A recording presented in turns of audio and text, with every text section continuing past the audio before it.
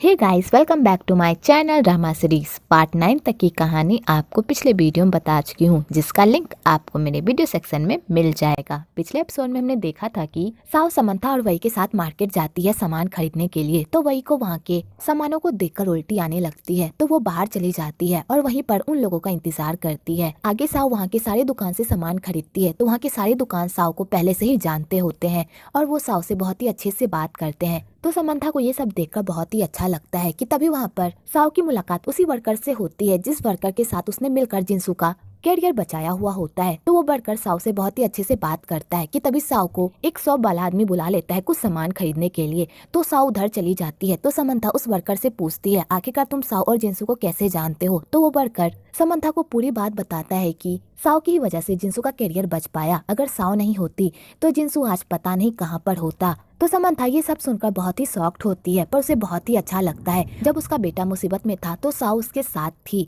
और उसने एक पत्नी होने के सारे कर्तव्य निभाए। आगे वो लोग खरीदारी करके बाहर आते हैं तो समंथा को पता चलता है कि उसका ब्लाइंड डेट फिक्स हो गया है। तो समंथा जैसे ये देखती है तो उसकी खुशी का तो ठिकाना नहीं रहता और वो उस ब्लाइंड डेट पर जाने के लिए बहुत ही एक्साइटेड होती है, पर वो बहुत ही नर्वस भी होती है। तो वो साउ को कहती है अपने साथ चलने के लिए, तो वही जाने से मना कर देती है क्योंकि वो ऐसे जगह पर नहीं जा सकती। अगर वहाँ पर किसी ने उसे देख लिया तो लोग उसके बारे में रूमर फैलाने लगेंगे, जिस वजह से वही जाने से मना कर देती है। पर साउ जाने के लिए तैयार हो जाती है क्योंकि वो इसी वजह से जिंसू को अवॉइड कर पाएगी और बाहर ज्यादा टाइम स्पेंड कर पाएगी। तो वही जैसे ही देखती है कि साउ समंथा के साथ जा रही है तो वो भी जाने का प्लान बना लेती है और वो तीनों एक साथ क्लब जाते हैं। उस क्लब में जिंसू, उसका बॉस और उसका असिस्टेंट टोनी भी आता है और जिंसू के बॉस की जो ब्लाइंड डेट गर्ल होती है वो कोई और नहीं बल्कि जिंसू की मॉम ही होती है। पर वो सारे लोग मास्क पहने हुए होते हैं जिस वजह से वो लोग एक दूसरे को दूर से नहीं पहचान पाते। तो जिंसू अपने बॉस को आगाह करने की कोशिश करता है कि वो इन सारी लड़कियों के फंदे में ना फंसे वरना बाद में वो पछताएंगे, पर उसका बॉस उसकी एक भी नहीं सुनता और उन लोगों से मिलने के लिए चला जाता है। आगे जिंसू जब उन लोगों को गौर से देखता है तो उसे पता चलता है ये तो उसकी मॉम है। तो जिंसू अपनी मॉम को इस तरह देखकर तो पूरी तरह शॉक्ड हो जाता है। आगे जिंसू साउ को जो मॉडर्न कपड़े में देखता है उसे देखता ही रह जाता है और उसे साइड में ले जाकर कहता है, तुमने कैसे कपड़े पहने, अपने आप को ढको और तुम मेरी मॉम के साथ क्या कर रही हो? तुम्हें पता है जब भी मेरी मॉम इस तरह की जगह पर आती है तो वो कोई ना कोई प्रॉब्लम जरूर खड़ी करती है। तो साउ कहती है, तुम अपने मॉम के बारे में ऐसा कैसे कह सकते हो? तुम्हारी मॉम कितनी स्वीट है और उन्होंने मुझे कितने अच्छे से ट्रीट किया है, तुम बेकार में ही उनके बारे में बुरा भला कह रहे हो। तो जिंसू कहता है, तुम मेरी मॉम को नहीं जानती, जब भी मेरी मॉम इस तरह का कोई प्लान बनाती है तो उनके साथ कोई ना कोई हादसा जरूर होता है और उस हादसे का शिकार सिर्फ मैं बनता हूँ। तुम्हें पता है जब पिछली बार मेरी मॉम ताइवान आई थी और उन्होंने ऐसा ही कोई कांड किया था तो उन्होंने एक बच्चे का एक्सीडेंट कर दिया था जिस वजह से उन्हें पुलिस स्टेशन भी जाना पड़ा और तुम्हें पता है उसके बाद मुझे ढेर सारी प्रॉब्लम का सामना करना पड़ा। उस बच्चे को ट्यूशन देना पड़ा और उसकी देखभाल करनी पड़ी। जब भी मेरी मॉम इस तरह का कोई कांड करती है तो उनका एंडिंग सीधा पुलिस स्टेशन में ही होता है। मेरी मॉम कभी भी नहीं सुधर सकती, वो बस दूसरों के लिए प्रॉब्लम्स खड़ी करना जानती है।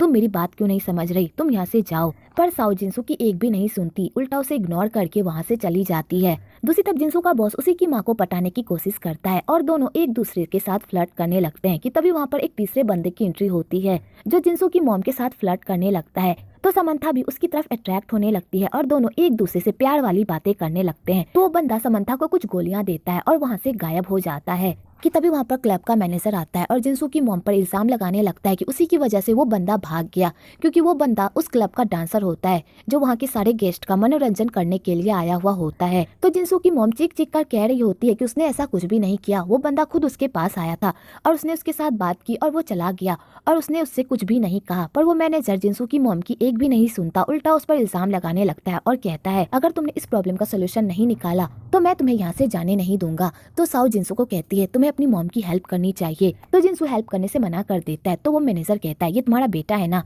और ये दिखने में भी हट्टा कट्टा है, इसे ही बोलो कि आज की पार्टी में ये मेरे सारे गेस्टों का मनोरंजन करे। अगर ये ऐसा नहीं करता तो मैं तुम लोगों को यहाँ से जाने नहीं दूंगा। तो जिंसू उस मैनेजर को कहता है, ओ भाई मेरी बात ध्यान से सुनो, मेरा इस औरत से कोई रिश्ता नहीं है, तुम्हें इस औरत के साथ जो करना है करो, मेरा इससे कोई लेना देना नहीं। और जिंसू ये कहकर साउ को लेकर वहाँ से चला जाता है। तो साउ जिंसू के पीछे जा कहती है, तुम अपनी मॉम के साथ ऐसा कैसे कर सकते हो? मुझे पता है पास्ट में उन्होंने बहुत सारी गलतियाँ की थी, लेकिन तुम उन्हें इस तरह प्रॉब्लम में छोड़कर नहीं जा सकती। और इसी बात को लेकर साउ और जिनसू में लड़ाई होने लगती है कि तभी वहाँ पर समंथा आती है और साव को खींचकर एक झापड़ मारती है और कहती है इसे जाने दो, अगर ये यहाँ नहीं रहना चाहता तो तुम उसे फोर्स क्यों कर रही हो, तुम्हें हमारे बीच में बोलने का कोई हक नहीं है। तो मैं इसलिए बोल रही हूँ क्योंकि मुझे पता है बिना माँ के होना कैसा होता है। मेरी माँ ने मुझे बचपन में ही अनाथ आश्रम में छोड़ दिया था, इसलिए मुझे माँ की वैल्यू पता है। तुम्हारे पास तुम्हारी माँ है, उसकी कदर करो। अगर आज तुम अपनी माँ को इस प्रॉब्लम में छोड़कर चले गए ना तो बाद में तुम बहुत पछताओगे। तो जिनसू साव की बातें सुनकर इमोशनल हो जाता है और मैनेजर कहता है मैं तुम्हारे क्लब में डांस करने के लिए तैयार हूँ। तो जिनसू अपने बॉस और अपने असिस्टेंट टोनी को भी अपने साथ डांस करने के लिए कहता है। तो उसका बॉस समंथा के लिए तो कुछ भी करने को तैयार हो जाता है क्योंकि उसे पहली नजर में ही समंथा भाग गई होती है। आगे वो तीनों अतरंगी कपड़े पहनकर बाहर आते हैं और एक साथ मिलकर डांस करते हैं और वो तीनों साथ में बहुत ही अच्छा डांस कर रहे होते हैं। तो वही कहती है जिनसू का ऐसा रूप तो मैंने पहली बार देखा है, मुझे नहीं पता था कि जिनसू को इतना अच्छा डांस करना भी आता है। तो समंथा कहती है ये वो डांस है जो मैं जिनसू के साथ मिलकर किया करती थी, मुझे नहीं पता था कि मेरे बेटे को मेरा डांस अभी तक याद है। तो साव कहती है जिनसू आपसे बहुत प्यार करता है, वो बस जताता नहीं है लेकिन उसे भी आपकी परवाह है। बचपन में उसके साथ जो कुछ हुआ उसकी वजह से उसके दिमाग पर आपका बुरा असर पड़ा है, लेकिन वो आपसे बहुत प्यार करता है। बस आपको जिनसू का दिल जीतने के लिए थोड़े से एफर्ट्स की जरूरत है। अगर आप जिनसू के साथ अच्छे से और बड़े प्यार से पेश आएंगी तो शायद जिनसू आपकी लाइफ में दोबारा वापस आ सकता है। तो समंथा अपने बेटे को देखकर इमोशनल हो जाती है। आगे उन लोगों का डांस खत्म ही होता है कि तभी वहाँ पर पुलिस की रेड पड़ जाती है और पुलिस उन लोगों को पकड़कर पुलिस स्टेशन लेकर जाती है क्योंकि समंथा के बैग में कुछ नशीली पदार्थ मिलती है, जिस वजह से पुलिस को लगता है कि समंथा इलीगल काम करती है। तो जिनसू को अपनी मॉम पर बहुत ही गुस्सा आता है क्योंकि उसकी मॉम कोई भी ऐसा काम करे और वो पुलिस स्टेशन ना पहुंचे, ऐसा तो हो ही नहीं सकता।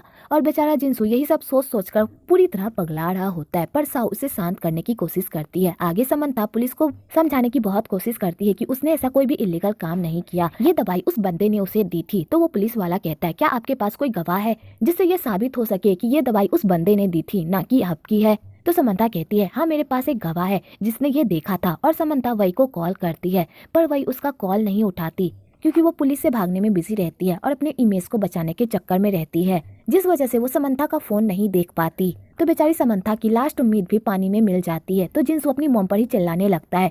तो जिनसू का बॉस कहता है मुझे समंथा पर पूरा भरोसा है कि उसने ऐसा कोई काम नहीं किया होगा और मुझे समंथा को बचाने के लिए सूली पर ही क्यों ना चढ़ना पड़े, मैं वहाँ पर भी चढ़ जाऊंगा, लेकिन मैं अपने समंथा को बचा कर रहूंगा। कि तभी पुलिस उसी बंदे को पकड़ लेती है। तो समंथा कहती है ये तो वही बंदा है जिसने मुझे वो दवाई दी थी। आगे वो बंदा अपना जुर्म कबूल कर लेता है और पुलिस उन लोगों को रिहा कर देती है। तो जिनसू का बॉस कहता है मुझे पता था समंथा ऐसा कोई काम कर ही नहीं सकती जो इलीगल हो। तो समंथा ये सुनकर उसके बॉस को ही देखती रह जाती है और उन दोनों में नैन मटक्का होने लगता है। तो जिनसू ये सब देखकर तो पूरी तरह पगला जाता है। आगे उसका बॉस और टोनी वहाँ से चले जाते हैं और वो तीनों घर जा रहे होते हैं। तो जिनसू अपने गुस्से को रोकने की बहुत कोशिश करता है पर वो अपने गुस्से को नहीं रोक पाता और अपनी माँ पर बरस पड़ता है और कहता है क्या आपके अंदर दिमाग नाम की चीज नहीं है, आप किसी भी अरे गिरे इंसान से कुछ भी कैसे ले सकती हैं। आपको पता है अगर आज वो नहीं पकड़ाता तो आपके साथ क्या होता, आपको जेल हो जाती, पर आपको इन सबसे क्या फर्क पड़ता है, आप तो सिर्फ कांड करना जानती है, उसके बाद जो भी रायता फैलता है उसे तो मुझे ही समेटना पड़ता है ना। तो साव जिनसू को रोकने की कोशिश करती है। तो समंथा कहती है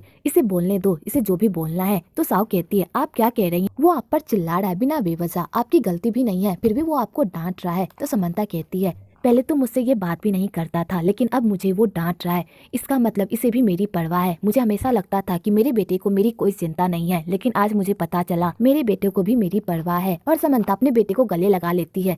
तो जिनसू ये सब देखकर तो और बौखला जाता है और कहता है मुझे आपकी कोई परवाह नहीं, और गुस्से से वहाँ से चला जाता है। पर समंथा ये सब देखकर बहुत हंसती है और बहुत ही अच्छा फील करती है कि उसके बेटे ने उससे बात की, चाहे उसने उसे डांटा ही क्यों ना हो पर उसने उसकी परवाह तो की। और समंथा यही सब सोच सोचकर बहुत खुश होती है और वो साव को कहती है थैंक यू सो मच मेरे बेटे को मेरे पास वापस लाने के लिए, तुम्हारी वजह से ही मुझे पता चला मेरे बेटे को भी मेरी परवाह है। थैंक यू सो मच मेरे बेटे का इतना ख्याल रखने के लिए। वेल मैंने आपको पहले ही कहा था जब हीरो की फैमिली से नहीं बनती तो हीरोइन आकर ही हीरो के सारे प्रॉब्लम को सॉल्व करती है और हीरो की फैमिली में हीरो का पैचअप करवाती है और उन लोगों की फैमिली को खुशहाल फैमिली बनाती है। आगे वो लोग घर पहुंचे तो वही कहती है मुझे माफ कर दो समंथा, मैं तुम लोगों को वहीं पर छोड़कर आ गई, अगर पुलिस मुझे पकड़ लेती तो बहुत बड़ा बवाल हो जाता और एक और स्कैंडल हो जाता, उसके लिए प्लीज मुझे माफ कर दो कि मैं तुम्हें रास्ते में ही छोड़कर आ गई। तो समंथा कहती है कोई बात नहीं, वैसे तुम्हारा फोन कहाँ है, मैंने तुम्हें बहुत कॉल किया था पर तुमने उठाया नहीं। तो वही कहती है आपने मुझे कॉल किया था पर मैंने नहीं देखा, शायद मेरा फोन साइलेंट पर था, वैसे आपने मुझे कॉल क्यों किया था।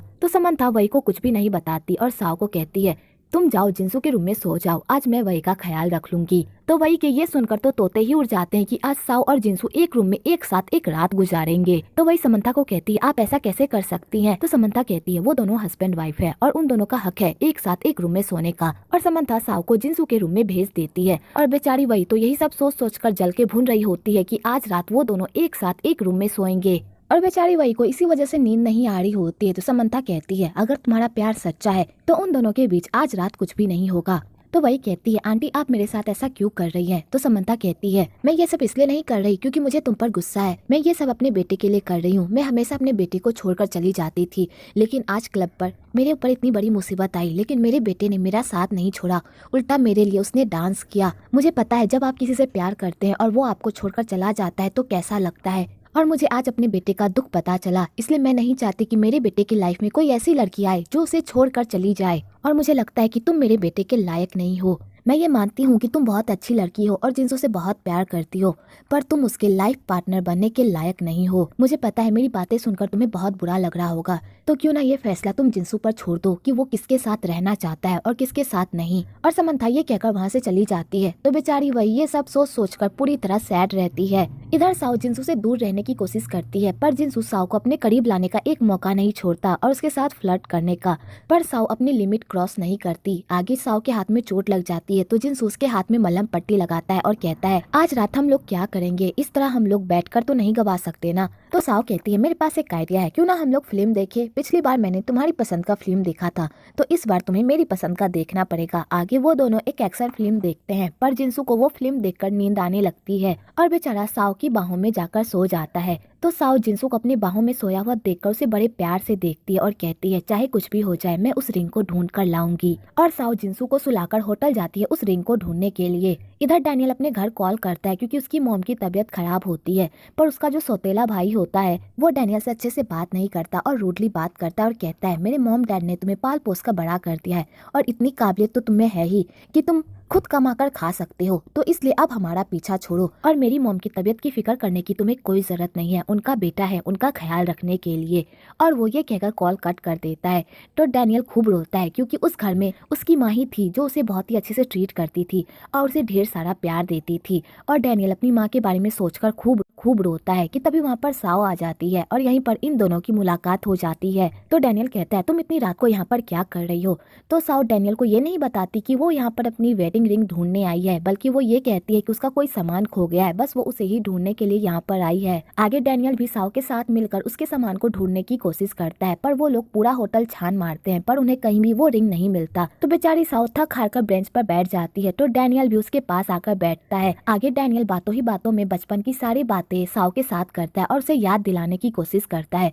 तो साओ सारी बातें सुन लेती है और अपनी बचपन की बातें भी डैनियल के साथ शेयर करती है, पर वो उस बच्चे का नाम नहीं लेती जिस बच्चे का नाम डैनियल सुनना चाहता है। और बेचारी बात करते करते ही वहाँ पर सो जाती है। तो डैनियल को साओ पर बहुत गुस्सा आता है, पर वो साओ की मासूमियत देखकर अपना सारा गुस्सा भूल जाता है और उसके पास आता है और अपना कंधा देता है उसे सोने के लिए। इधर वो जहरीली नागिन उन दोनों को एक साथ देख लेती है, तो वो साओ की लाइफ में मुश्किलें खड़ी करने के लिए उन दोनों की एक साथ वाली पिक ले लेती है। अगली सुबह जिंसू की जब नींद खुलती है और वो साओ को अपने पास नहीं देखता तो वो परेशान हो जाता है और साओ को ढूंढने के लिए जाता है कि तभी उसकी मुलाकात वही से हो जाती है। तो वही जिंसू से पूछती है कल रात तुम दोनों के बीच क्या हुआ। तो जिंसू वही को इतना परेशान होता नहीं देख पाता और कहता है वही मुझे माफ कर दो, पर मैं अब तुम्हारे साथ कोई रिश्ता नहीं रख पाऊंगा क्योंकि अब मैं साओ से प्यार करता हूँ। तो बेचारी वही का ये सब सुनकर तो दिल ही टूट जाता है क्योंकि उसे अब फाइनली पता चल गया होता है चाहे वो कितनी भी कोशिश कर ले अब जिंसू उसके पास दोबारा वापस नहीं आने वाला। तो वही जिंसू को कहती है मैं कुछ देर अकेले रहना चाहती हूँ, प्लीज यहाँ से जाओ।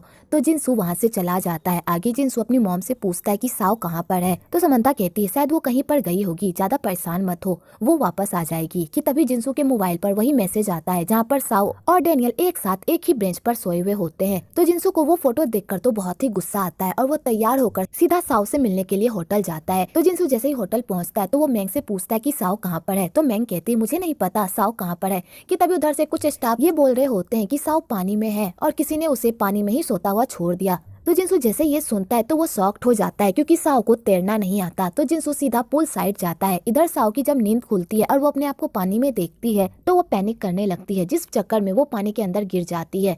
तो साओ अपने आप को बचाने की बहुत कोशिश करती है पर वो नहीं बचा पाती। इधर डैनियल साओ को पानी में डूबता हुआ देख रहा होता है क्योंकि डैनियल को लगता है कि साओ को तैरना आता है और डैनियल को लगता है कि अगर वो साओ के साथ ये सब करेगा तो साओ को बचपन की सारी बातें याद आ जाएगी। लेकिन तभी डैनियल देखता है कि साओ अपने आप को नहीं बचा पा रही। तो डैनियल सीधा पानी में कूदता है साओ को बचाने के लिए कि तभी वहाँ पर जिनसू भी आ जाता है साओ को बचाने के लिए। लेकिन डैनियल साओ को पानी से बाहर निकालता है और उसे सिर्फ प्यार देने ही वाला होता है कि तभी वहाँ पर जिनसू आ जाता है और कहता है मेरी वाइफ से दूर हटो। और जिनसू साओ को सिर्फ प्यार देता है और उसे उठाने की बहुत कोशिश करता है और बेचारे जिनसू की मेहनत रंग भी लाती है और साओ की जान बच जाती है। तो जिनसू कहता है अगर तुम्हें आज कुछ हो जाता तो मैं कैसे जी पाता। और जिनसू साओ को गले लगाकर खूब रोता है। आगे डैनियल साओ से माफी मांगता है और कहता है मुझे माफ कर दो, मुझसे ये सब अनजाने में हो गया। तो साओ कहती है कोई बात नहीं, पर जिनसू को पूरा शक होता है कि डैनियल ने ये सब कुछ जानबूझकर किया है। कि तभी वहाँ पर एक शेफ आता है और साओ से हेल्प मांगता है। तो साओ उस शेफ की हेल्प करने के लिए वहाँ पर चली जाती है। आगे साओ के जाने के बाद जिनसू डैनियल के पास जाता है और कहता है मुझे बताओ तुमने मेरी वाइफ के साथ ऐसा क्यों किया, और तुमने जो साओ के सामने जो बहाना बनाया है वो बहाना तो मुझे बिल्कुल भी मत देना क्योंकि है कि तुमने ये सब जानबूझकर किया है। तो डैनियल कहता है जिनसू मुझे माफ कर दो, मैंने तुम्हारी वाइफ के साथ बहुत बुरा किया, लेकिन मुझे तुम्हारी वाइफ के अंदर अपने पहले प्यार की झलक दिखाई देती है जिस वजह से मैं अपना गुस्सा नहीं कंट्रोल कर पाता क्योंकि मेरे पहले प्यार ने मुझे धोखा दिया था। तो जिनसू डैनियल के इस बात पर भरोसा कर लेता है और कहता है तुम्हारे पहले प्यार ने तुम्हारे साथ जो भी किया हो मेरी वाइफ से दूर रहो। अगर तुमने मेरी वाइफ से दोबारा पंगा लेने की कोशिश की तो मैं तुम्हें छोड़ूंगा नहीं। और जिनसू ये कहकर वहाँ से चला जाता है। आगे जिनसू साओ के पास जाता है और कहता है तुम्हारी तबीयत ठीक नहीं है और तुम यहाँ पर काम कर रही हो, तुम हमेशा दूसरों के मामले में टांग क्यों अड़ाती हो, अपने काम से काम क्यों नहीं रखती। और जिनसू इसी बात पर साओ पर चिल्लाने लगता है। तो साओ को भी गुस्सा आ जाता है और कहती है मुझे दूसरों की हेल्प करने में खुशी मिलती है इसलिए मैं दूसरों की हेल्प करती हूँ। और इसी बात को लेकर दोनों मियाँ बीवी में लड़ाई हो जाती है और जिनसू गुस्सा होकर वहाँ से चला जाता है। तो वो शेफ साओ को कहता है तुम्हें अपने पति पर इस तरह चिल्लाना नहीं चाहिए, तुम्हारे पति को तुम्हारी परवाह है इसलिए वो तुम्हारी फिक्र कर रहा था। तो साओ कहती है मुझे पता है मेरा पति बहुत ही अच्छा है और उसे मेरी बहुत ही परवाह है।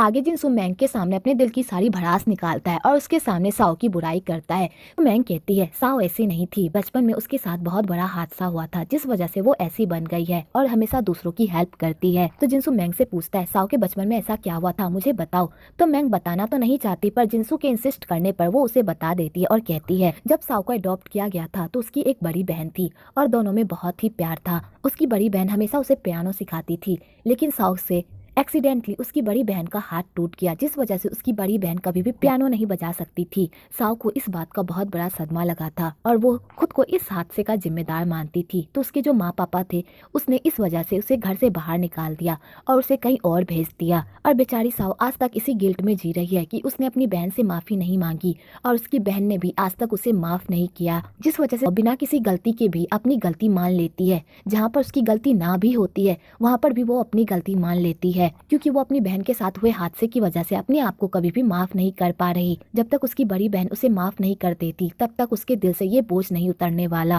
तो जिनसू साओ के दिल से इस बोझ को उतारने का मन बना लेता है और वो की बहन को ढूंढने की हर मुमकिन कोशिश करता है। तो उसे पता चलता है कि उसकी बहन की एक बेटी है जो पियानो सीखती है। तो वो उसी स्कूल में जाता है जहाँ पर उसकी मुलाकात उसी छोटी सी बच्ची से होती है जो साओ की बहन की बेटी होती है। तो जिनसू से बहुत ही अच्छे से बात करता है कि तभी उसे अस्थमा अटैक आ जाता है। तो जिनसू उसकी हेल्प करता है और उसकी जान बचाता है कि तभी वहाँ पर लिली आ जाती है और कहती है तुम मेरी बेटी के साथ क्या कर रहे हो, मेरी बेटी से दूर रहो।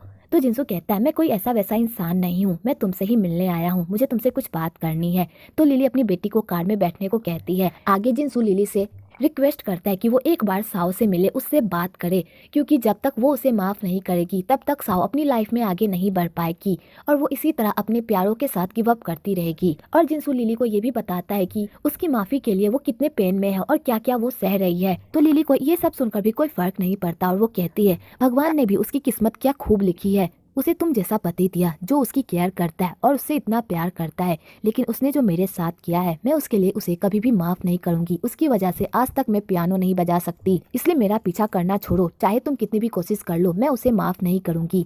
और लिली अपनी बेटी के साथ वहाँ से चली जाती है कि तभी जिनसू को याद आता है कि लिली की बेटी का इनहेलर तो उसी के पास रह गया है। तो जिनसू लिली की गाड़ी का पीछा करता है पर उसकी गाड़ी बीच में ही खराब हो जाती है कि तभी उधर से एक साइकिल वाला आ रहा होता है। तो जिनसू उसकी साइकिल को बोरो करता है और उस गाड़ी के पीछे जाता जाता है। तो लिली को लगता है कि जिनसू उसके पीछे इसलिए आ रहा है ताकि वो उसे प्रेशराइज करके साओ से मिलवा सके, इसलिए लिली जिनसू पर ध्यान नहीं देती कि तभी जिनसू का एक्सीडेंट हो जाता है। तो लिली फिर भी कार नहीं रोकती, उसकी बेटी कहती भी है पर लिली कार नहीं रोकती और सीधा अपनी बेटी को स्टेडियम लेकर जाती है कि तभी वहाँ पर उसकी बेटी को फिर से अस्थमा अटैक आ जाता है और उसके पास इनहेलर नहीं रहता। तो लिली बहुत ही परेशान हो जाती है अपनी बेटी की ऐसी हालत देखकर कि तभी वहाँ पर जिनसू आ जाता है और लिली की बेटी की जान बचा लेता है। तो लिली कहती है तुम ये देने के लिए इतनी दूर साइकिल से आ रहे थे? तो जिनसू कहता है हाँ। आगे लिली जिनसू की बात मान जाती है और कहती है ठीक है, मैं साओ से मिलने के लिए तैयार हूँ।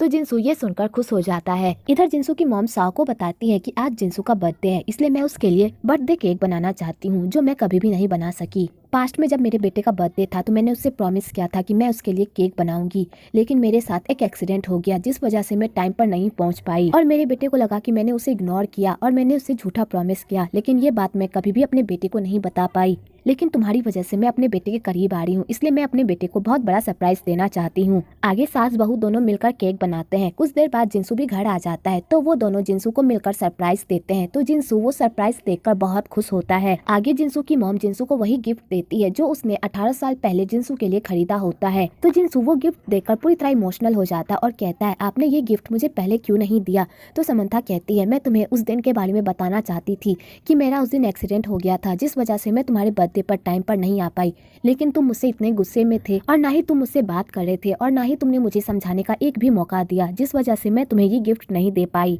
तो जिनसू को अपनी गलती का एहसास होता है कि उसने अगर अपनी मॉम की एक बार बात सुन ली होती तो शायद उन दोनों के बीच इतनी बड़ी गलतफहमी ना होती। आगे माँ बेटे का पैचअप हो जाता है तो साओ उन दोनों को एक साथ देखकर बहुत खुश होती है, पर वो जिनसू से बहुत ही रूडली बात करती है। तो समंथा जिनसू से कहती है क्या तुम्हारी वाइफ से लड़ाई हुई है? पक्का इसमें तुम्हारी ही गलती होगी, क्योंकि साओ बहुत ही सुलझी बच्ची है, वो कभी भी किसी से लड़ाई नहीं कर सकती। तुमने अपनी वाइफ को नाराज किया है ना, तो तुम ही उसे मनाओगे। तो जिनसू कहता है मैंने बहुत कोशिश की पर वो मान ही नहीं रही। मॉम प्लीज आप मेरी हेल्प कीजिए ना। तो समंथा कहती है फिर तुम मुझ पर छोड़ दो, मैं तुम्हारी हेल्प करूंगी तुम्हारी वाइफ को मनाने में। आगे जिनसू की मॉम साओ को जेलस फील करवाने के लिए कहती है वैसे भी तुम दोनों की लड़ाई होती ही रहती है और तुम दोनों एक साथ रहना भी नहीं चाहते, तो क्यों ना तुम दोनों एक दूसरे को डाइवोर्स दे दो। उसके बाद मैं अपने बेटे के लिए एक अच्छी लड़की खोजूंगी जिसके साथ मेरा बेटा खुश रहेगा। और समंथा अपने बेटे को ढेर सारी लड़की की फोटोज दिखाने लगती है। तो जिनसू सारी लड़की को देखकर कहता है वाओ ये कितनी अच्छी लग रही है, ये कितनी सेक्सी है, माँ इसकी कमर तो देखो कितनी पतली है, ये लड़की तो बिल्कुल मेरे लिए ही बनी है। तो साओ को ये सब सुनकर तो बहुत ही गुस्सा आता है और जलन भी होती है।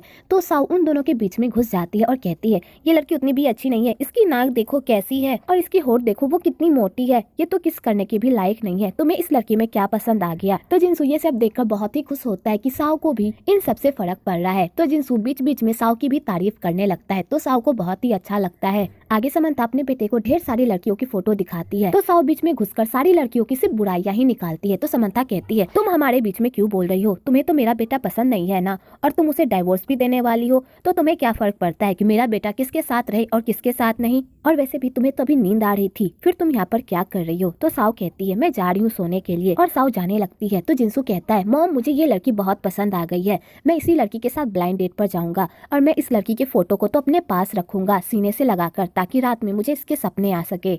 तो समंथा कहती है तुम्हें जो करना है बेटा तुम करो, अगर तुम्हें ये लड़की पसंद है तो मैं इसी लड़की के साथ तुम्हारी शादी करवाऊंगी। तो साओ को ये सुनकर तो मिरी का दौरा ही पड़ जाता है। आगे साओ जिनसू के रूम में चोरी छुपे घुस जाती है और उसके पॉकेट से उस फोटो को निकालती है ताकि वो ये देख सके कि आखिरकार जिनसू ने किस लड़की को पसंद किया है ब्लाइंड डेट पर जाने के लिए। तो वो देखती है कि वहाँ पर कोई लड़की नहीं बल्कि उसी की भालू वाली पिक है। तो साओ ये देखकर बहुत खुश होती है कि जिनसू सिर्फ उसे पसंद करता है, किसी और लड़की को नहीं। कि तभी वहाँ पर जिनसू आ जाता है और कहता है तुम यहाँ क्या कर रही हो, तुम ये देखने आई थी ना कि मैं किस लड़की के साथ ब्लाइंड डेट पर जा रहा हूँ। तो साओ इस बात को झुठलाने लगती है। तो जिनसू कहता है कब तक तुम अपने आप से भागोगी, मान क्यों नहीं लेती कि तुम भी मुझे पसंद करती हो। और जिनसू साओ के साथ फ्लर्ट करने लगता है कि तभी उन दोनों के रोमांस में भंग डालने के लिए कॉकरोच टपक पड़ता है। तो जिनसू कॉकरोच को देखकर पूरी तरह डर जाता है, पर साओ जिनसू को देखकर बहुत हंसती है। वेल आपको यहाँ पर इन दोनों की खट्टी मीठी नोकझोंक भी देखने को मिलेगी। को मैंग के बेटे से पता चलता है कि साओ और जिनसू की शादी एक नाम की शादी है, उन दोनों की शादी एक कॉन्ट्रैक्ट मैरिज है। तो डैनियल ये सुनकर तो पूरी तरह शॉक्ड हो जाता है। अगले दिन जिनसू डैनियल के होटल में काम करने के लिए जाता है क्योंकि डैनियल अपने होटल के डिजाइन को चेंज करवाने के लिए जिनसू को हायर करता है। तो डैनियल जिनसू से फ्रेंडली होने की कोशिश करता है और उसे बातों ही बातों में साओ को लेकर टीज करता है और उसे टॉन्ट भी मारता है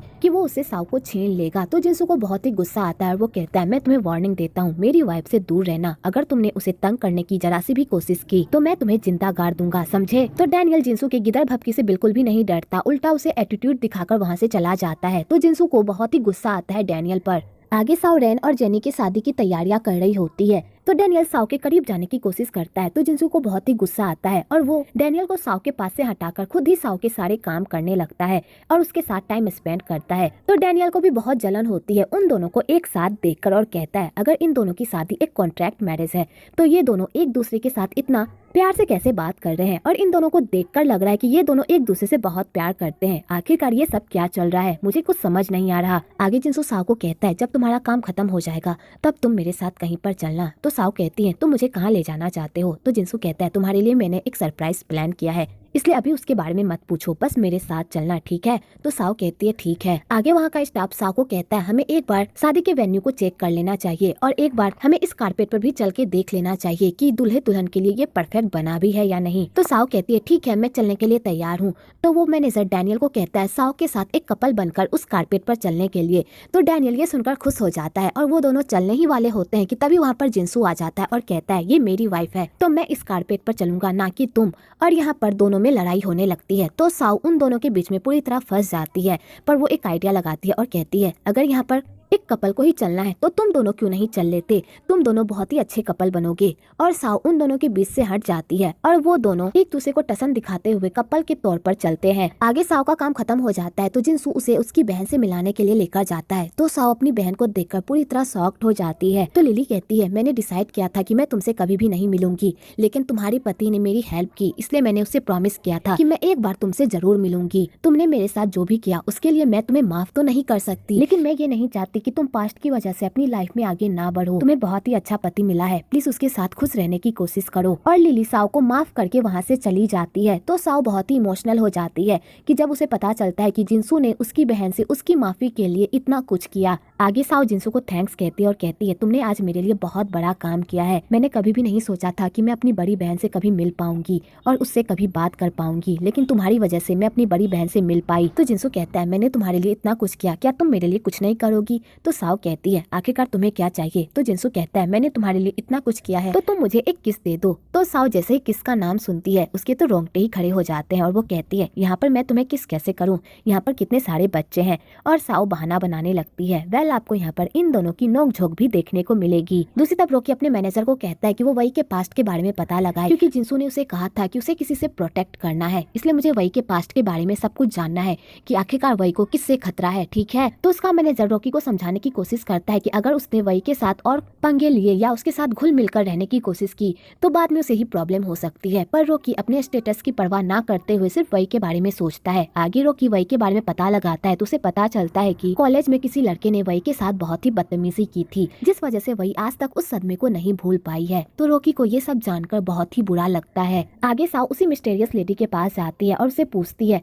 मैंने तो आपको मेरा और जिंसू का कनेक्शन कट करने को कहा था ना, तो फिर आपने ऐसा क्या किया जिससे मेरी और जिंसू की किस्मत आपस में टकराती जा रही है। तो मिस्टीरियस लेडी साओ को बताती है तुमने मुझे अपना रिश्ता तोड़ने को कहा था, लेकिन मैंने ऐसा नहीं किया क्योंकि मुझे पता था कि तुम दोनों एक दूसरे से बहुत प्यार करते हो। जब मैंने तुम दोनों को रिजॉर्ट में एक साथ देखा था तभी मुझे पता चल गया था कि तुम दोनों सिर्फ एक दूसरे के लिए ही बने हो। जब भगवान तुम दोनों को एक साथ लाना चाहते हैं तो मैं कौन होती हूँ तुम दोनों को अलग करने वाली। तो जिंसू कहता है साओ तुमने देखा, जब भगवान ही हम दोनों को एक साथ लाना चाहते हैं तो तुम मुझसे दूर क्यों भाग रही हो। प्लीज अपने आप को एक मौका दो और मेरे प्यार को एक्सेप्ट करो। मैं बहुत ही अच्छा पति बनूंगा, मैं तुम्हारा ख्याल रखूंगा और तुम्हें वो सारी खुशियाँ दूंगा जिसकी तुम हकदार हो। मैं तुमसे बहुत प्यार करता हूँ और मैं तुमसे दूर नहीं रह सकता। भगवान ने हम दोनों को दूसरा मौका दिया है तो हमें इस मौके को नहीं गंवाना चाहिए।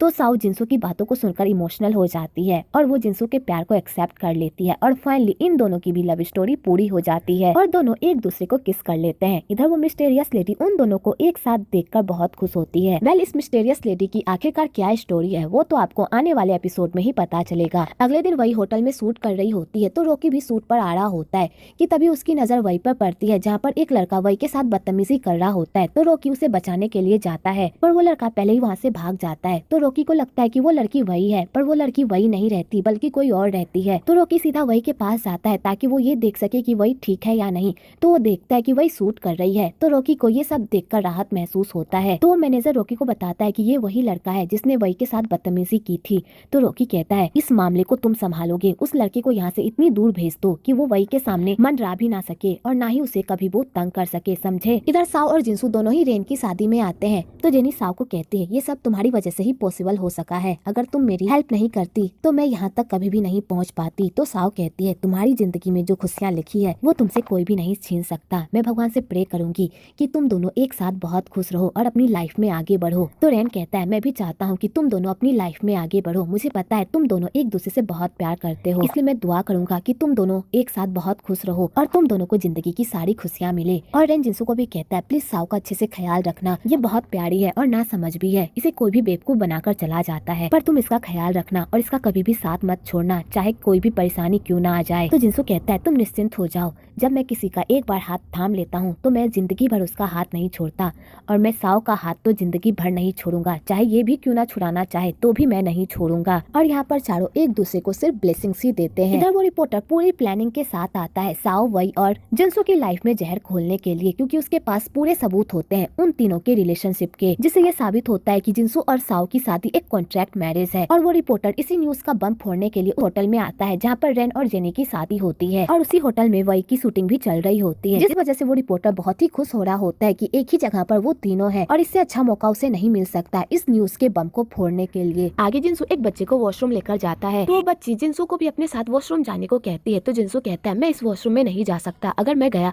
तो बहुत बड़ा बवाल हो जाएगा, पर वो बच्ची नहीं मानती कि तभी उधर से वही आती है और वो जिनसू को कहती है तुम रहने दो, मैं इसकी हेल्प कर देती हूँ, और वही उस बच्ची की हेल्प कर देती है। आगे जिनसू वही को कहता है मुझे पता है मैंने तुम्हारे साथ बहुत गलत किया है, उसके लिए तुम मुझे माफ कर दो, लेकिन अब भी मैं तुम्हें अपनी एक अच्छी दोस्त मानता हूँ, तुमने पास्ट में हमेशा मेरा ख्याल रखा, मेरी फैमिली की सारी कमी को तुमने पूरा किया था और मैं वो सब नहीं भूल सकता कि पास्ट में हम कैसे थे, और मैं उन दिनों को बहुत मिस करता हूँ और अपनी दोस्त वही को भी। और मैं भगवान से प्रे करूंगा कि तुम्हारी लाइफ में भी कोई ऐसा बंदा आए जो तुम्हें प्यार करे, तुम्हारी केयर करे, तुम्हारी रिस्पेक्ट करे और तुम्हें सारी दुनिया से बचा कर रखे। जिस तरह मैंने तुम्हें इतने सालों तक प्रोटेक्ट किया है और तुमने भी मुझे प्रोटेक्ट किया है, उसी तरह तुम्हारी लाइफ में भी कोई ऐसा आएगा जो तुम्हें हमेशा प्रोटेक्ट करेगा। लेकिन तुम ये मत समझना कि हम दोनों का रिश्ता खत्म हो गया तो मैं तुमसे दूरी बनाकर रखूंगा, ऐसा कुछ भी नहीं होगा। तुम जब भी किसी मुसीबत में पड़ोगी मैं हमेशा तुम्हारे सामने खड़ा मिलूंगा। और जिनसू ये कहकर वहाँ से चला जाता है। तो वही को बहुत ही अफसोस होता है कि जिनसू उसके लिए इतना सोचता है, पर वो अपने सेल्फिनेस की वजह से उसके साथ उसने क्या क्या नहीं किया। कि तभी वो वही देखती है कि वो रिपोर्टर अपने सारे गैंग के साथ उन लोगों को एक्सपोज करने की तैयारी कर रहा होता है। तो वो रिपोर्टर अपने बंदे से पूछता है वो कॉन्ट्रैक्ट कहाँ है, तुमने उसे संभाल कर रखा है ना। तो वो बंदा कहता है मैंने तो उसे बाथरूम में ही छोड़ दिया,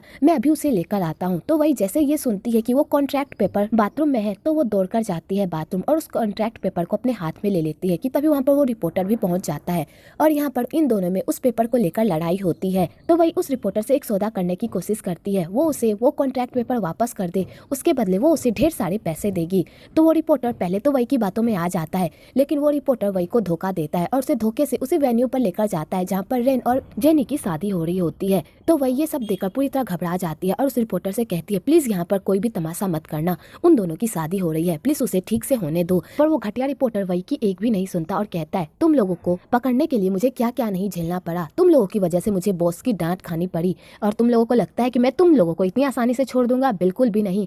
आज तो मेरे पास मौका है तुम लोगों को सबक सिखाने का और ये मौका मैं अपने हाथ से जाने नहीं दूंगा। इधर रेन और जेनी की शादी हो रही होती है तो साओ और जिनसू भी उन दोनों की शादी में स्पीच देते हैं और उन लोगों की शादी बहुत ही स्मूथली चल ही रही होती है। कि तभी वहाँ पर वो रिपोर्टर टपक पड़ता है और सबके सामने ये भंडा फोड़ देता है कि साओ और जिनसू की शादी एक कॉन्ट्रैक्ट मैरिज है। इन लोगों ने सबकी आंखों में धोखा देकर इस जिनसू ने अपने और वही का अफेयर छुपाने के लिए ये कॉन्ट्रैक्ट मैरिज किया था और ये रही इस बात की सबूत। तो सारे लोग ये सुनकर तो पूरी तरह शॉक्ड हो जाते हैं और साओ जिनसू उनके पैरों तले तो जमीन ही खिसक जाती है उस कॉन्ट्रैक्ट पेपर को देखकर। तो जिनसू वही की तरफ देखता और कहता है क्या ये कॉन्ट्रैक्ट पेपर तुमने दिया था? तो बेचारी वही कुछ भी नहीं कह पाती क्योंकि उसने ही तो ये गलती की होती है। आगे सारे लोग ये बात जानकर उन लोगों पर थू थू करने लगते हैं। तो जिनसू भी इस प्रॉब्लम से पीछे नहीं हटता और कहता है हाँ मैंने कॉन्ट्रैक्ट मैरिज की थी और आज ये बात मैं सबके सामने कबूल रहा हूँ, मैं भी झूठ बोल बोलकर थक गया हूँ। मैंने और साओ ने कॉन्ट्रैक्ट मैरिज की थी और हम ये बात छुपाते छुपाते थक गए थे और इस झूठ के बोझ के तले दबे जा रहे थे। फाइनली आज ये सबको पता चल गया कि हम दोनों ने कॉन्ट्रैक्ट मैरिज की थी। जब सबको ये सच्चाई पता चल ही गई है तो आज सबके सामने मैं साव को डाइवोर्स देता हूँ।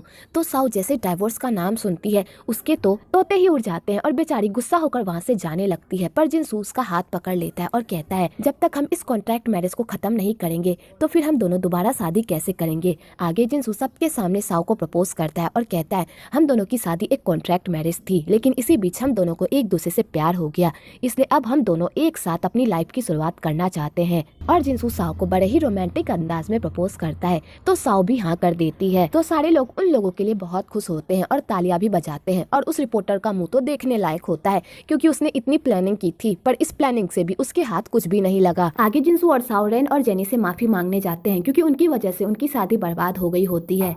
तो जेनी और रेन पहले तो उन दोनों पर बहुत गुस्सा करते हैं कि उन दोनों ने उनसे झूठ बोला कि उन दोनों की शादी असली शादी है और वो दोनों एक दूसरे से बहुत प्यार करते हैं। तो साओ और जिनसू उन दोनों को बताते हैं हमने झूठ जरूर बोला है पर हमने ये झूठ नहीं बोला कि हम दोनों एक दूसरे से प्यार नहीं करते, हम दोनों एक दूसरे से बहुत प्यार करते हैं। तो जेनी कहती है जब तुम दोनों एक दूसरे से प्यार करते हो और एक साथ लाइफ बिताना चाहते हो तो हमें कोई प्रॉब्लम नहीं कि हमारी शादी भी खराब हो गई, वैसे भी हम दोनों अपने हनीमून पर एंजॉय कर लेंगे और तुम दोनों ने हमारे लिए जो भी किया उसके सामने तो ये छोटी सी बात है। आगे जिनसू और साव घर जाने लगते हैं तो साव जिनसू को कहती है मैं तुम्हारे साथ पैदल चलना चाहती हूँ, हाथों में हाथ डालकर। तो जिनसू ये सब सुनकर खुश हो जाता है और कहता है तुम तो बड़ी रोमांटिक हो रही हो, क्या बात है। तो साव कहती है ये सब तुम्हारे प्यार का असर है, वैसे वही कहाँ है, तुम्हें वही को कॉल करना चाहिए, वो बहुत परेशान होगी इन सब की वजह से, उसे तुम्हारी सपोर्ट की जरूरत होगी। तो जिनसू कहता है वही को जिसकी जरूरत है वो उसके पास है और तुम वही की चिंता मत करो, मुझसे भी एक प्यारा लड़का उसकी बहुत परवाह करता है, मुझसे भी ज्यादा, वो उसका अच्छे से ख्याल रखेगा और उसे सपोर्ट भी करेगा। आगे जिनसू और साव डिसाइड करते हैं कि वो लोग अपनी इस नकली शादी को तोड़कर फिर से एक असली शादी करेंगे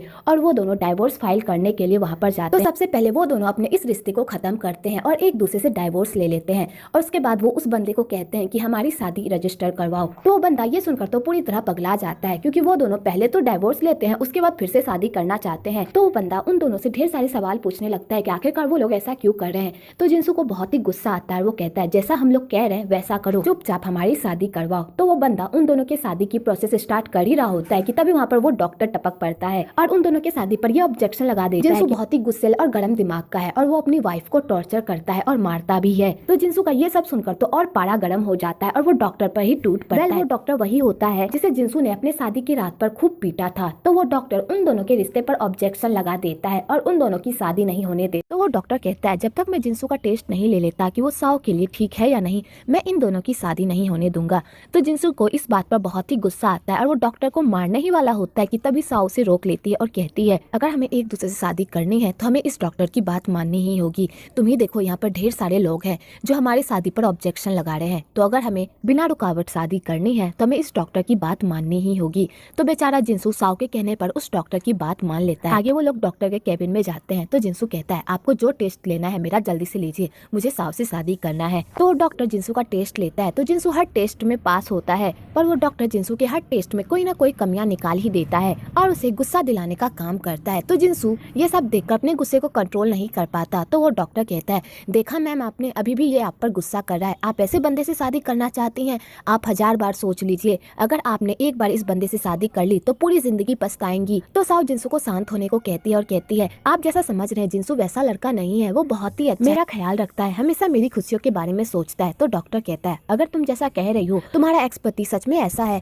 तो फिर मैं उसे एक मौका देने के लिए तैयार हूँ, लेकिन उसके बदले उसे मेरा एक काम करना होगा, उसे 1000 पेज पर तुम्हारा नाम लिखना होगा और अपने गुस्से को कंट्रोल करना होगा, तभी मैं तुम दोनों की शादी को परमिशन दूंगा। तो जिनसू को ये सुनकर तो और गुस्सा आता है। तो साव कहती है तुम्हें मुझसे शादी करनी है या नहीं। तो जिनसू कहता है हाँ मुझे करनी है। तो साव कहती है तो जैसा डॉक्टर कह रहे वैसा करो, तभी हम दोनों की शादी हो पाएगी। तो बेचारा जिनसू साव के खातिर 1000 पेज लिखने के लिए तैयार हो जाता है। इधर साव को एक बंदा बताता है कि पिछली बार जब वो शादी करने आई थी तब उसका कुछ यहीं पर छूट गया था, तो वहाँ पर जो एक लेडी थी जिसका नाम भी साव था, उसी ने ये सब ढूंढ कर उसे दिया था और उसने मुझे कहा था कि ये मैं तुम्हें दे दूं। वैसे तुम्हें पता है उस लेडी की भी एक बेटी थी जिसका नाम साव था और उसने बचपन में ही अपनी बेटी को खो दिया था और वो बेचारी अपनी बेटी को हर जगह ढूंढ रही है। तो साव जैसे ही उसकी बेटी के बारे में सुनती है तो उसे लगता है कि शायद वो लेडी उसकी माँ ही है और साव बहुत ही खुश होती है कि फाइनली उसे अब अपनी माँ का कोई तो क्लू मिला जिससे वो अपनी माँ को ढूंढ सकती है। इधर जिनसू अपना पूरा टास्क कंप्लीट कर लेता है तो वो डॉक्टर कहता है तुमने अपना टास्क पूरी तरह कंप्लीट कर लिया, अब तुम साओ के साथ शादी कर सकते हो। तो तुम पहले साओ से परमिशन लो कि वो तुमसे शादी करना चाहती है या नहीं। कि तभी वहाँ पर साओ आ जाती है तो जिनसू कहता है मैंने अपना टास्क कंप्लीट कर लिया है और डॉक्टर ने भी हमें परमिशन दे दी है, तुम मुझसे शादी करोगी ना साओ। तो साओ कहती है जिनसू मैं तुमसे शादी नहीं कर सकती। तो बेचारा जिनसू जैसे ये सुनता है उसका तो पूरी तरह दिमाग ही फ्यूज हो जाता है और डॉक्टर भी ये सब सुनकर सदमे में पहुंच जाता है क्योंकि उसने साओ के लिए इतनी मेहनत की और अब साओ ही शादी करने के लिए मना कर रही है। आगे जिनसू साओ से पूछता है तुम मुझसे शादी करने के लिए मना क्यों कर रही हो, कुछ देर पहले तो तुम मुझसे शादी करने के लिए मरी जा रही थी, अब ऐसा क्या हो गया जो तुम शादी नहीं करना चाहती। तो साओ कहती है कुछ देर पहले मुझे अपनी मॉम के बारे में कुछ क्लू मिला है और मुझे अंदर से फीलिंग्स आ रही है कि मैं इस बार अपनी मॉम को ढूंढ ही लूंगी, इसलिए मैं शादी से पहले अपनी मॉम को ढूंढना चाहती हूँ। तो जिनसू कहता है तुम इतने साल से अपनी मॉम को ढूंढ रही हो और उसे ढूंढने के लिए तुमने क्या कुछ नहीं किया, लेकिन आज तक उनका कुछ भी पता नहीं चला, पता नहीं वो इस दुनिया में है भी या नहीं, लेकिन फिर भी तुम उन्हें ढूंढना चाहती हो जबकि तुम्हें पता है कि उन्हें ढूंढने से तुम्हें कोई फायदा नहीं मिलने वाला। अगर तुम्हारी मॉम तुमसे मिलना चाहती होती तो वो पहले ही मिल जाती। तो साओ कहती है मुझे नहीं पता मेरी मॉम की क्या प्रॉब्लम है जो उन्होंने अपनी छोटी सी बच्ची को अनाथ आश्रम में छोड़ दिया, उनकी कोई ना कोई मजबूरी जरूर रही होगी, इसलिए मैं अपनी मॉम से मिलना चाहती हूँ और उनसे पूछना चाहती हूँ कि आखिरकार उन्होंने मुझे अनाथ आश्रम में क्यों छोड़ा। मेरा हमेशा से सपना था कि जब मेरी शादी हो तो मेरी मॉम मेरे पास हो और वो खुद मुझे अपने हाथों से शादी का जोड़ा पहनाए। अगर मेरे पास 1% भी चांस है कि मैं अपनी मॉम को ढूंढ सकती हूँ तो मैं ये मौका अपने हाथ से नहीं गंवाना चाहती, इसलिए मैं शादी से पहले अपनी मॉम को ढूंढना चाहती हूँ। तो जिनसू कहता है तुम्हारे कहने का ये मतलब है कि जब तक तुम्हारी मॉम नहीं मिलेगी तब तक तुम मुझसे शादी नहीं करोगी। तो साओ कुछ भी नहीं कहती और खाली जिनसू को ही देखती रहती है। तो जिनसू कहता है मैं तुम्हारे इस डिसीजन में तुम्हें सपोर्ट करूंगा और मैं भी पूरी कोशिश करूंगा तुम्हारी मॉम को ढूंढने की। अगर तुम्हारी यही इच्छा है कि तुम्हारी मॉम तुम्हें शादी का जोड़ा पहनाए तो ठीक है, मैं तब तक तुम्हारा इंतजार करूंगा जब तक तुम खुद शादी के लिए तैयार नहीं हो जाती, पर तब तक हम दोनों गर्लफ्रेंड बॉयफ्रेंड रहेंगे और मेरे अलावा तुम किसी और की तरफ आंख उठाकर भी नहीं देखोगी। अगर तुमने ऐसा किया तो तुम्हारी खैर नहीं, समझी। तो साओ कहती है जैसा आपका हुक्म मेरे आका। तो वही की पूरी दुनिया उलट पुलट गई होती है, उसे फिल्म से भी निकाल दिया गया होता है और उसकी रेपुटेशन की पूरी तरह धज्जियां उड़ गई होती है और बेचारी रोते हुए जा रही होती है कि तभी रास्ते में कुछ लड़कियां उसे मारती है और खूब बुरा भला कहती है कि तभी वहाँ पर रोकी आ जाता है और वो वही को लेकर स्टैंड लेता है और उन सबको खूब बुरा भला कहता है और कहता है जब मुझे कोई प्रॉब्लम नहीं है इस्तेमाल होने से तो फिर आपको क्यों प्रॉब्लम हो रही है, अगर ये मेरा इस्तेमाल ही कर रही थी इससे भी मुझे कोई फर्क नहीं पड़ता, इसलिए बिना कुछ जाने दूसरों की लाइफ में टांग मत अड़ाइए। और रोकी उन लोगों को ही 4 बातें सुनाकर वही को लेकर वहाँ से चला जाता है। आगे रोकी वही को होटल लेकर जाता है और कहता है तुम यहाँ पर आराम से रह सकती हो, ये होटल मेरे जान पहचान वाले का है, यहाँ पर कोई मीडिया और ना ही कोई फैन तुम्हें तंग करेंगे, इसलिए तुम आराम से यहाँ पर रह सकती हो। तो वही कहती है मैंने तुम्हारे साथ इतना बुरा किया लेकिन तुम अब भी मेरी फिक्र कर रहे हो, मेरी वजह से तुम्हें इतना कुछ सहना पड़ रहा है फिर भी तुम मेरी हेल्प कर रहे हो। तो रोकी कहता है मैं तुमसे प्यार करता हूँ और मैं तुमसे एक मौका मांगना चाहता हूँ ताकि तुम मुझे अपनी लाइफ में शामिल कर सको। अगर तुम अभी रेडी नहीं हो तो मैं तुम्हें फोर्स नहीं करूंगा, मैं तब तक तुम्हारा इंतजार करूंगा जब तक तुम खुद मेरे साथ रिश्ता बनाने के लिए तैयार नहीं हो जाती। और रोकी ये कहकर वहाँ से चला जाता है। तो वही को रोकी के लिए बहुत बुरा लगता है क्योंकि उसकी वजह से रोकी को बहुत सारी मुश्किलों का सामना करना पड़ रहा होता है। आगे साओ घर जाती है तो समंथा बड़े ही गुस्से में रहती है। तो साओ जिनसू को कहती है तुम्हारी मॉम बहुत ही गुस्से में है क्योंकि हमने उनसे भी अपनी शादी के बारे में झूठ कहा था। तो जिनसू कहता है तुम टेंशन मत लो, मेरी मॉम मान जाएगी। तो समंथा साओ पर गुस्साने लगती है और कहती है तुमने भी मेरे बेटे का इस्तेमाल किया जैसा वही ने किया था, तुम सच में मेरे बेटे से प्यार करती हो, मुझे तो नहीं लगता। और समंथा साओ के हाथ से उस रिंग को निकाल देती है और आग में फेंक देती है। तो साओ ये देखकर पूरी तरह सदमे में आ जाती है और उस आग से रिंग को निकालने की कोशिश करती है। तो जिनसू कहता है तुम ये क्या कर रही हो, तुम्हारा हाथ जल जाएगा, अपना हाथ हटाओ। तो साओ कहती है ये रिंग मेरे लिए बहुत ही मायने रखती है, मैं इसे आग में जलते हुए नहीं देख सकती, मैंने पहले ही अपनी वेडिंग रिंग खो दी थी, मैं इस रिंग को नहीं खो सकती, ये तुमने मुझे बड़े प्यार से पहनाया था, मैं अपने प्यार की निशानी को इस तरह आग में जलते हुए कैसे देख सकती हूँ। और साओ खूब रोने लगती है। तो जिनसू अपनी मॉम को कहता है मॉम आपने अच्छा नहीं किया, आपने ऐसा क्यों किया। तो समंथा साओ की ऐसी हालत देखकर समझ जाती है कि साओ वही जैसी नहीं है, वो जिनसू से बहुत प्यार करती है और वो उसके लिए कुछ भी कर सकती है। तो समंथा उन लोगों को रिंग दिखाती है तो साओ उस रिंग को अपने हाथों में फिर से पहन लेती है। तो समंथा कहती है मैंने ये सब इसलिए किया ताकि मैं ये जान सकूं कि तुम मेरे बेटे से प्यार करती भी हो या नहीं, लेकिन तुम्हें देखकर लगता है कि तुम मेरे बेटे से बहुत प्यार करती हो। अगर तुम मेरे बेटे से इतना प्यार करती हो तो फिर तुमने शादी के लिए मना क्यों किया। तो वो लोग समंथा को पूरी बात बताते हैं। तो समंथा कहती है तुम लोग जो करना चाहते हो करो, मैं तुम दोनों के डिसीजन में इंटरफेयर नहीं करूंगी। और समंथा ये कहकर वहाँ से चली जाती है। आगे साओ और जिंसू साथ में अच्छा टाइम स्पेंड करते हैं। अगले दिन डैनियल को पता चलता है कि उस नागिन की वजह से साओ की लाइफ में बहुत सारी प्रॉब्लम आई है।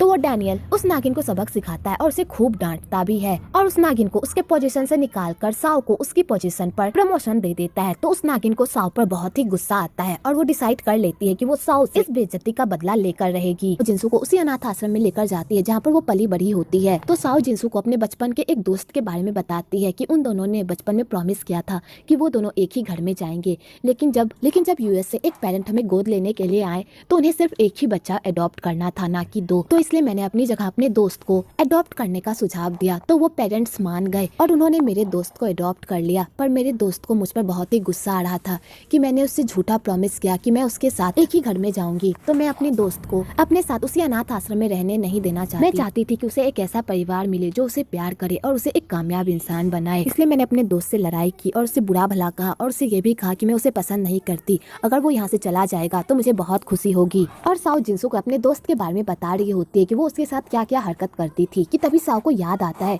कि डैनियल भी उसके साथ सेम वही हरकत किया करता था जो वो अपने दोस्त के साथ किया करती थी बचपन में। और फाइनली साओ को रियलाइज हो जाता है कि डैनियल ही वो बंदा है जो उसके बचपन का दोस्त हुआ करता था। तो साओ अपने आप को खूब कोसती है कि वो अपने बचपन के दोस्त को भी नहीं पहचान पाई। इधर डैनियल भी उसी अनाथ आश्रम में आया हुआ होता है क्योंकि आज फादर का बर्थडे होता है और डैनियल उन्हें विश करने के लिए वहाँ पर आता है। तो फादर डैनियल को साओ की सारी सच्चाई बताता है कि साओ ने अपनी खुशियों का त्याग करके उसे यूएस भेजा था ताकि वो एक अच्छा इंसान बन सके। और फादर डैनियल को पूरी सच्चाई बताते हैं। तो डैनियल को बहुत ही अफसोस होता है कि साओ ने उसके लिए क्या कुछ नहीं किया और उसने हमेशा साओ को गलत ही समझा और उसे इतना टॉर्चर किया। और डैनियल को यही सारी बातें अंदर ही अंदर खाए जा रही होती है कि तभी वहाँ पर साओ आ जाती है। तो डैनियल जैसे ही साओ को देखता है तो वो उसे जाकर गले लगा लेता है। तो साओ उसे अपने आप से हटाने की कोशिश करती है पर डैनियल उसे छोड़ता ही नहीं कि तभी वहाँ पर जिंसू आ जाता है और डैनियल को खींचकर एक मुक्का मारता है और कहता है मेरी वाइफ से दूर रहो। तो डैनियल भी साओ को खींचकर एक मुक्का मार देता है। और इसी लड़ाई झगड़े के बीच में डैनियल को ये बात पता चल जाती है कि साओ और जिंसू का डाइवोर्स हो गया है।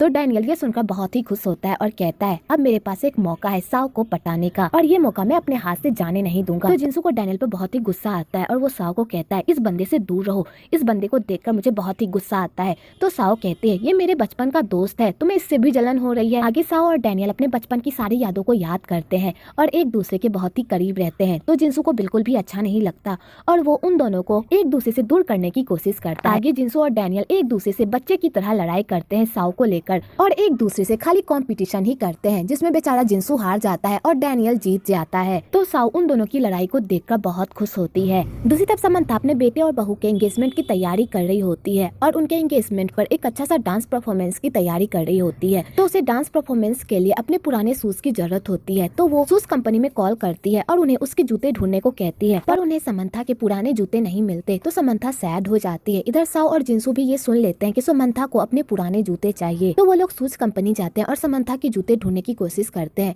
तो वो हर जगह छानबीन कर लेते हैं पर उन्हें कहीं भी समंथा का जूता नहीं मिलता कि तभी उनकी नजर उसी लड़की पर पड़ती है जो समंथा के जूते पहने हुए होती है। तो जिंसू और साओ उस जूते को देखकर बहुत खुश होते हैं और उस लड़की से उस जूते को उतरवा कर लेकर वहाँ से चले जाते हैं। तो साओ जिंसू को कहती है तुम ये जूते अपनी माँ को गिफ्ट करना, वो ये देखकर बहुत खुश होगी। अगले दिन साओ को पेपर से पता चलता है कि डैनियल की माँ की तबीयत बहुत ही खराब है। तो साओ को डैनियल के लिए बहुत बुरा लगता है। तो साओ डैनियल के पास जाती है और उसे कहती है तुम यहाँ पर क्या कर रहे हो, क्या तुम अपनी मॉम से मिलने नहीं जाना चाहते। तो डैनियल कहता है मैं वहाँ जाकर क्या करूँगा, वहाँ सब मुझे धुतकारेंगे। एक माँ ही थी जो मुझे हमेशा प्यार करती थी, अगर उन्हें कुछ हो गया तो मैं अनाथ हो जाऊंगा। और डैनियल ये कहकर रोने लगता है। तो साओ को डैनियल के लिए बहुत ही बुरा लगता है। तो डैनियल साओ को हक कर लेता है और कहता है अगर मॉम को कुछ हो गया तो मैं अकेला हो जाऊंगा। तो साओ कहती है ऐसा कुछ भी नहीं होगा, डायरेक्टर वांग तो होंगे ना तुम्हारे साथ। तो डैनियल कहता है मुझे डायरेक्टर वांग नहीं तुम चाहिए, मैं चाहता हूँ तुम मेरे साथ रहो, मुझे प्यार करो, मेरी परवाह करो। क्या तुम्हारे लिए ये सब करना इतना मुश्किल है? तुम्हें पता है मैं यहाँ पर क्यों आया? मैं यहाँ पर तुम्हारे लिए आया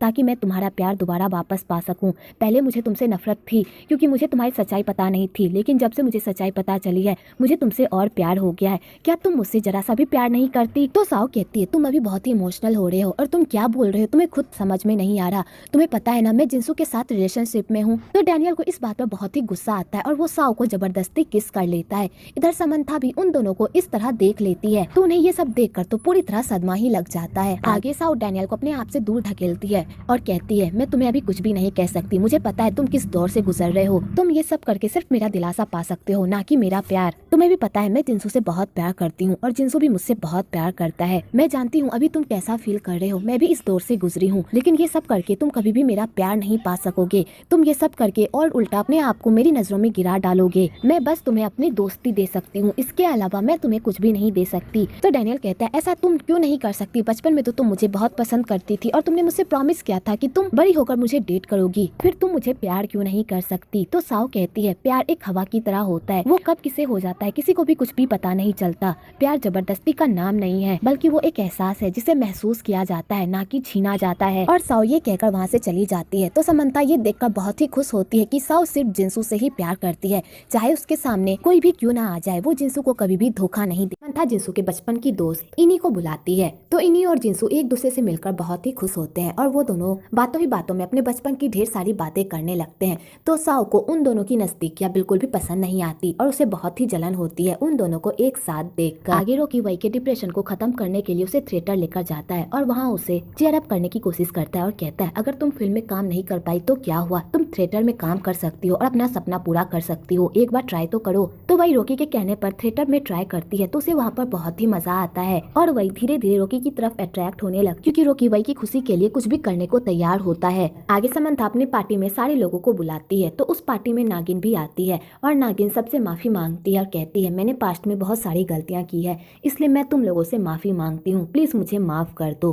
तो सारे लोग उसे माफ कर देते हैं, पर उन्हें पता होता है कि ये नागिन इतनी जल्दी तो सुधरने वाली नहीं है, पर इससे गुस्सा होकर भी क्या फायदा, इससे तो उन लोगों का ही मूड खराब होगा। आगे वो लोग एक साथ मिलकर गेम खेलते हैं, तो जिंसू अपने आप को ऑक्शन में लगा देता है और कहता है, मैं अपनी किस उसी लड़की को दूंगा जो मेरी किस पर ढेर सारी बोली लगाएगी, जिसका रकम ज्यादा होगा उसे ही मेरी फ्रेंच किस मिलेगी। तो साओ ये सुनकर तो पूरी तरह पगला ही जाती है। आगे जिंसू के किस का ऑक्शन होता है, तो सारे लोग जिंसू के किस पर बोली लगाते हैं, तो इन्हीं भी बोली लगाती है और उसकी बोली सबसे ज्यादा होती है। तो बेचारी साओ पूरी तरह टेंशन में आ जाती है, क्योंकि उसके पास इतने पैसे नहीं होते कि वो बोली लगा सके, लेकिन वो फिर भी हिम्मत जुटाकर बोली लगाती है और 1 रुपया एक्स्ट्रा लगाती है। तो सारे लोग साओ की ऐसी हरकत देखकर हंसने लगते हैं। तो जिंसू कहता है, साओ ने सबसे ज्यादा बोली लगाई है, क्या कोई और है जो साओ की बोली से ज्यादा लगाना चाहता है। तो साओ सबकी तरफ देखने लगती है और वो प्रे करती है कि कोई भी बोली ना लगाए। सबसे ज्यादा तो वो इन्हीं को ही देखकर प्रे करती है, क्योंकि इन्हीं के पास इतने पैसे होते हैं कि वो बोली लगा सकती है, पर इन्हीं बोली नहीं लगाती, क्योंकि उसे पता होता है कि साओ और जिंसू एक दूसरे से बहुत प्यार करते हैं, इसलिए इन्हीं पीछे हट जाती है और जिंसू साओ को किस कर लेता है और फाइनली इन दोनों की भी लड़ाई खत्म हो जाती है और ये दोनों फिर से एक हो जाते हैं। आगे समंथा चेंज करने जाती है ताकि वो अपने बेटे और बहू के सामने अपने डांस को पेश कर सके। तो जिंसू भी अपनी माँ के पीछे जाता है, लेकिन जाने से पहले वो मेंग को कहता है कि वो साओ को जरा सा भी ड्रिंक करने ना दे,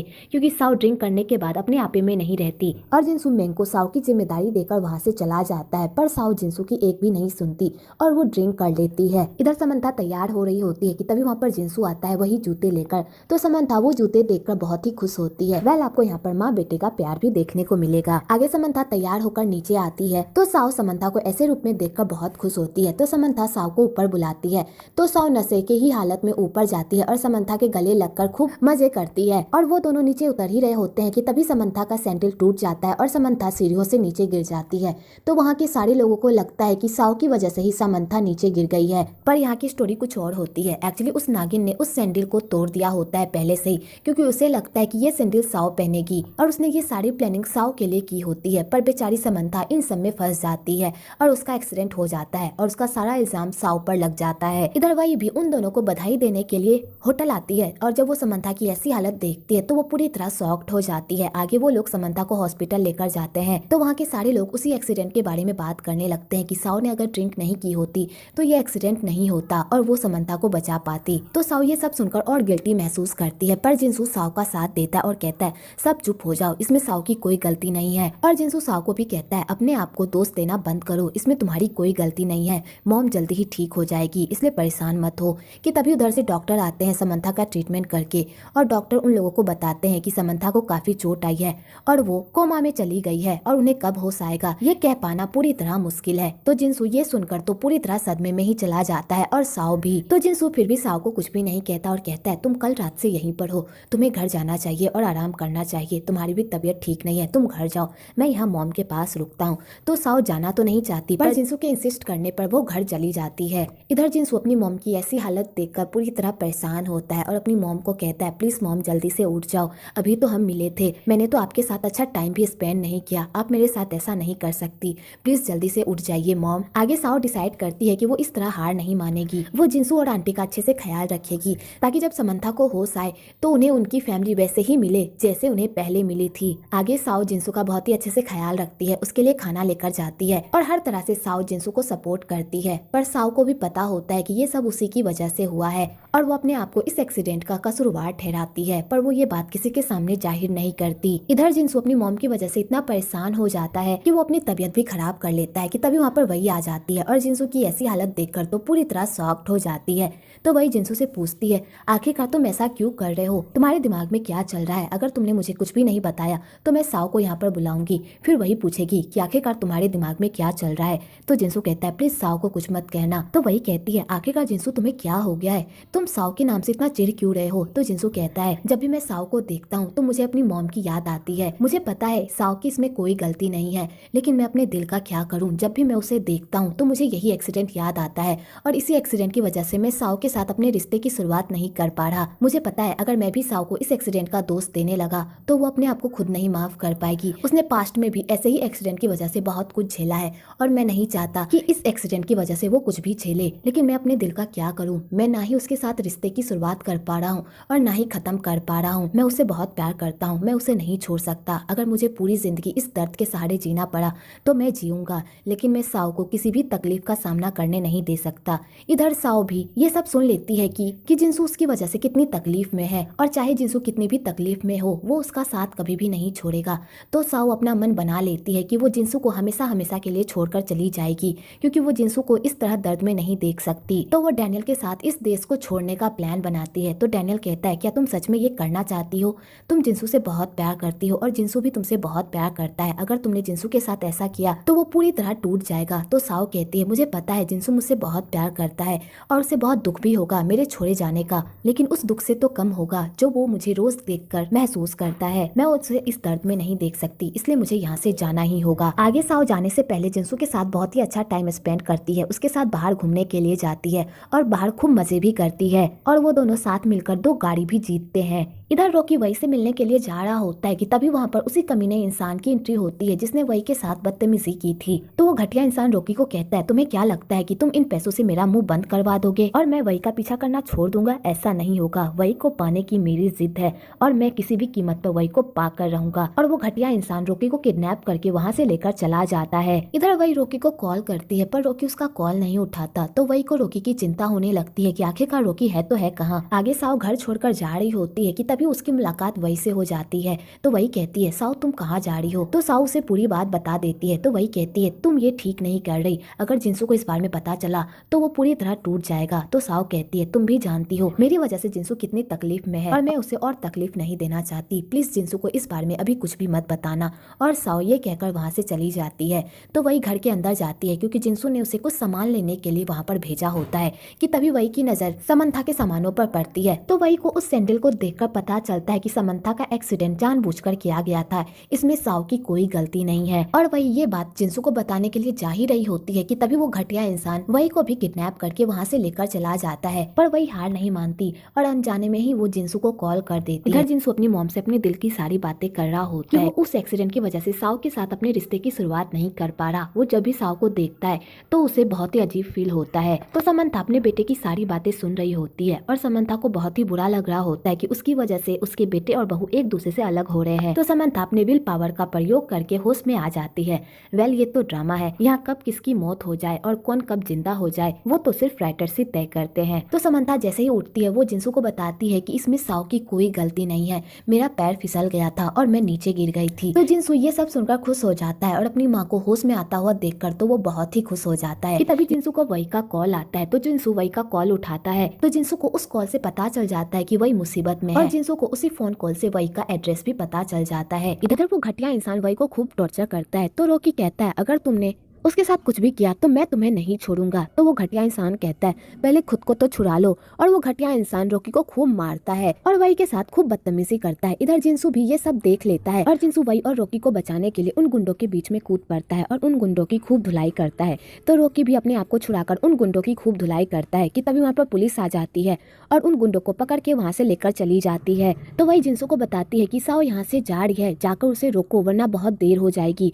तो जिनसू जैसे ये सुनता है कि साओ उसे छोड़कर जा रही है तो वो सीधा एयरपोर्ट जाता है साओ को ढूंढने के लिए और वो उसे हर जगह ढूंढता है पर उसे कहीं भी साओ नहीं मिलती। इधर वही रॉकी का थैंक्स कहती है और कहती है तुमने मेरे लिए इतना कुछ किया बिना किसी स्वार्थ के। और वही का दिल भी रॉकी की तरफ पिघलने लगता है और उसके दिल में भी रॉकी को लेकर फीलिंग्स आने लगती है। इधर जिनसू मायूस होकर बैठा हुआ होता है क्योंकि उसने हर जगह साओ को ढूंढा होता है पर उसे कहीं भी साओ नहीं मिली होती है। कि तभी जिनसू की नजर साओ पर पड़ती है तो जिनसू सीधा जाकर साओ को हक कर लेता है और कहता है तुम्हें किसने कहा था मुझे छोड़कर जाने के लिए, मॉम को होश आ गया है। और जिनसू साओ से अपने किए की माफी मांगता है और फाइनली इन दोनों का फिर से पैचअप हो जाता है। तो साओ डैनियल से माफी मांगती है और कहती है मुझे माफ कर दो, मैं तुम्हारे साथ नहीं जा पाऊंगी, मैं जिनसू के बिना नहीं रह सकती।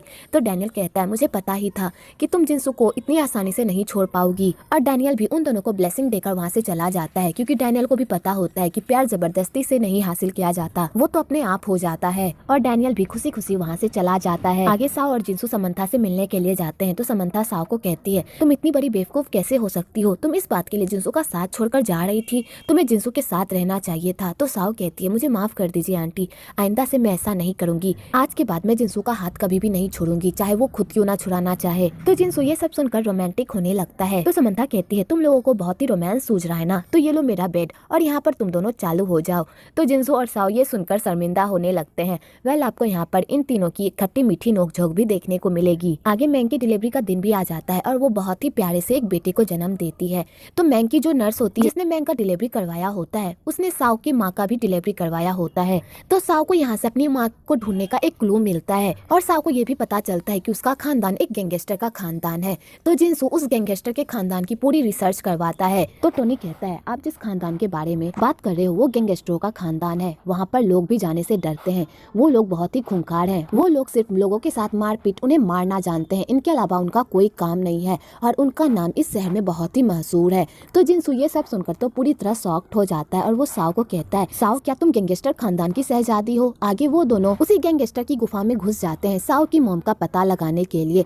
तो वहाँ के लोग बहुत ही डरावने होते हैं जिसे देखकर वो दोनों पूरी तरह डर जाते हैं पर हिम्मत नहीं हारते और वेशभूषा बदलकर उन लोगों की गुफा में घुसने की कोशिश करते हैं और साओ की मॉम का पता लगाने की कोशिश करते हैं। पर वो गैंगस्टर उन लोगों को पकड़ लेता है और उन लोगों की खूब धुलाई करता है। इधर मैंग उसी मिस्टीरियस लेडी के पास जाती है दुआ करने के लिए। तो वो मिस्टीरियस लेडी मैंग से साओ के बारे में पूछती है और उसे कहती है कि साओ को समझा देना कि वो अपनी मॉम को ना ढूंढे, जब अब तक उसकी मॉम उसे नहीं मिली तो अब क्या मिलेगी, अब उसे अपनी शादी पर फोकस करना चाहिए। तो मैंग उस मिस्टीरियस लेडी को बता देती है कि साओ को अपनी फैमिली के बारे में पता चल गया है और वो अपनी फैमिली को ढूंढने के लिए गैंगस्टर की गुफा में गई है। तो वो मिस्टीरियस लेडी जैसे ही ये सुनती है तो वो अपना पूजा पाठ छोड़कर सीधा साओ के पास जाती है उसे बचाने के लिए। फाइनली हमें यहाँ पता चलता है कि वो मिस्टीरियस लेडी ही साओ की मॉम है। आगे साओ की मॉम उन सारे गुंडों से लड़ती है और अपनी बेटी और दामाद की रक्षा करती है। तो साओ के अंकल पहले तो उस लेडी को नहीं पहचान पाते लेकिन जैसे ही वो उसके हाथ पे वो निशान देखते हैं जो उनकी भाभी के हाथ पर था तो वो पहचान जाते हैं। आगे वो लोग एक जगह बैठकर अपने सारे गिले शिकवे दूर करते हैं। तो साओ पूछती है आपने मुझे अनाथ आश्रम में क्यों छोड़ा,